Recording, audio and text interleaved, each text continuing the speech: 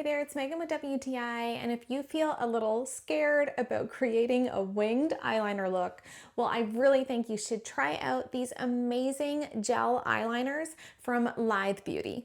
I had been really out of practice when it came to doing winged eyeliner. I used to do it pretty often on myself, but I feel like I just kind of lost motivation for doing it. Something that I love about these Lithe liners is the combination of the liner itself and the brush on the other end. I find that if I can get the basic wing shape and placement of the liner, the brush really does the rest of the work. It can manipulate that color and give me that finished look that I'm going for. I normally love doing my makeup. I find it so fun, but lately I have been super busy. So I have just been doing the bare minimum with my makeup. However, we are going to a family wedding soon. So getting these eyeliners and the fact that we're going to that wedding has given me a great reason to play around with some makeup looks. These liners had amazing staying power. The black is perfect for more of a dressed up glam makeup look, while the brown is more soft and it's great for an everyday look. To make my lashes look extra thick,